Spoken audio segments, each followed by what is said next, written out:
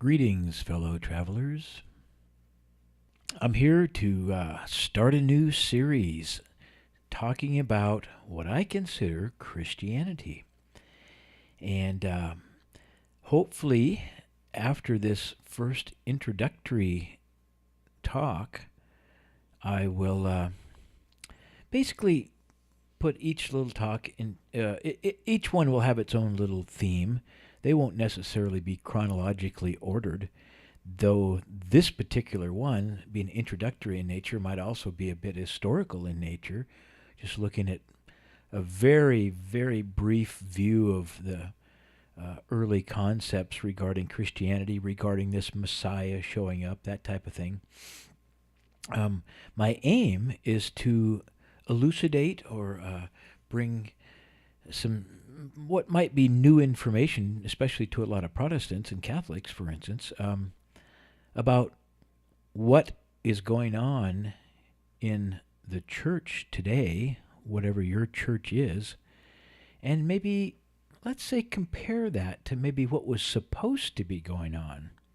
In other words, what's the nature of Christianity and what's the nature of the church or churches today, the similarities, the differences, and maybe get down to some so-called fundamentalist views. And I don't mean fundamentalist in the terms that the media typically uses it. I mean the true fundamental aspects of Christianity. What are they supposed to be? And really, what are they? Because regardless of all the different takes on this, one could say there probably is a certain set of fundamental principles that comprise Christianity. The idea being that there's usually potential in just about anybody's walk with God or anyone's religious views. There's potential for improvement. I mean, how could that not be the case? And so I'm going to throw out a few ideas that might be valuable to some people along that line. But initially, I'm just going to talk, and I'm not an educated person, particularly in terms of religious history by any means. I just have a very general understanding of it, and I'll bring that forward at this point. And then in future talks, I'll include some of my own personal history regarding Protestantism, for instance. I don't really have any much at all regarding Catholicism. So, in my limited understanding, way back when God started dealing with humans in a sort of formal way, that is to say, God was dealing with humans all along, with or without their knowledge or understanding really of what was going on.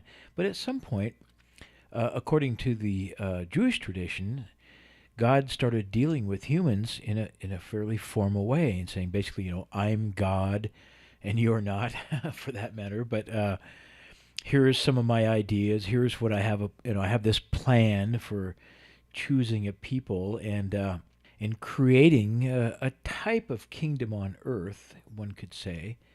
And so I look at all this as being God laying down a foundation, including some knowledge for sort of how he does things, what he'd like to see in our lives on a daily basis, but also with deeper levels, creating patterns. One could look at these patterns and say, well, this is sort of how God works. And also they reveal how humans typically respond to what God does. These were valuable for the people who received this information and had these relationships with God. But they're also valuable for those later on to see not only what these people did right, but also sort of what they did wrong. And so ideally we can shape ideas about the nature of God and about the nature of humans from these historical records. So as I understand it, the real theme that God was proposing initially was saying, here is what I see as the right way to live. So I'll transmit some rules, I guess you could say, commandments, where they got called eventually. I guess that there was 10 commandments, but there was a bunch of other laws and rules and such. But and a lot of just ideas. This would be good to do. This is better than that. Good versus evil, right, wrong. In the context of a legal view, right and wrong could mean that if you do the wrong thing, you get punished by me, God. But we can also look at that as saying that these were very helpful hints about how to live your life so that in a sense you're not punishing yourself and those around you, that you're living in such a way that is considered to be God's way of doing things. You're doing God's will, though at times past this might have received some sort of official stamp of goodness and also rewards given by God specifically to you, and it could have been, furthering your kingdom or whatever. But we see that there's lessons in this too that we can look at today and say it's just sort of the right way to live. When we try to do God's will, it seems like God sort of is more our partner than our adversary. He's helping us because we're the hands and feet of God on this planet today, and thus, if God has a certain thing for us to do, and we want to do it, and we attempt to work with God along this line, that He would supply us with what we needed to do the job. Very much like an employer would. If they say, we want you to go out and dig a ditch, for instance, they would say, and here's a shovel. So this is part of God's nature, it seems, and I think that so much of what went on in the days past, let's say before the arrival of Jesus, these things were sort of like an employer, sort of cut and dry. There wasn't necessarily much relationship involved, though that potential was there.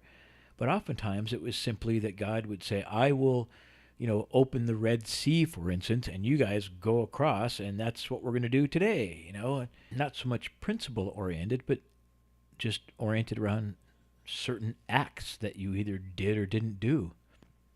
Well, as human nature tends to be, we want to take the things of God and basically make them our own somehow. And so some people seem to get it. They seem to get that God was a loving Father and that He was always wanting to help us, basically to help us do the right thing, but that's helping us.